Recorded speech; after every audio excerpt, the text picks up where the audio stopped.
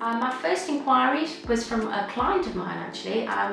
His wife was working in a medical centre in Derby. She emailed me requesting the visors as they were developing a new hub, a drive-in facility for patients with coronavirus symptoms.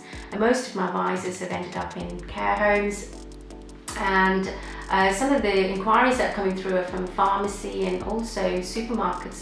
The checkout operators all feel very uncomfortable dealing with customers and not having any protection, so I'm also supporting those operatives.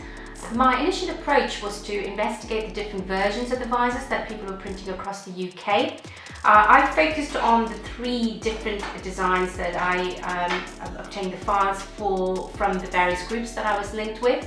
The Stratasys version, which was being distributed globally.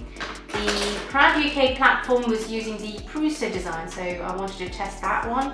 And then of course the Tri-tech 3D design. So I settled with the 3 files that I wanted to experiment with.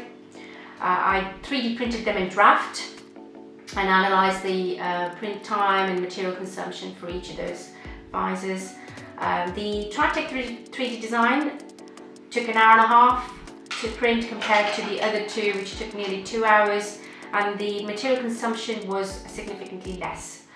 And as you can see, there's the reason why it took a little bit longer is because they've got their logo created as part of their design, and the Prusa design actually had 2 parts to it. So I wanted to settle with the most lean design and also make sure that we can attach the acetate with ease.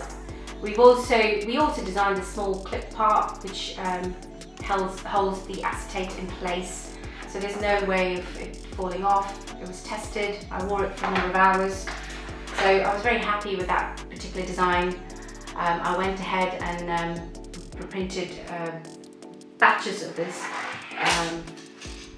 visors. As you can see, my first batch was I enjoyed printing them in different colours, and a fantastic rainbow collection here which I got very attached to. So I did 3D print them in the materials that were recommended, as PLA being the environmentally friendly plastic and PETG being food safe.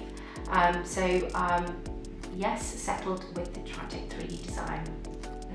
But I'm really pleased to see all the neighbourhood and everybody coming together during this difficult time, supporting each other, and we're doing a fantastic job helping out. And we wouldn't have normally communicated in this way.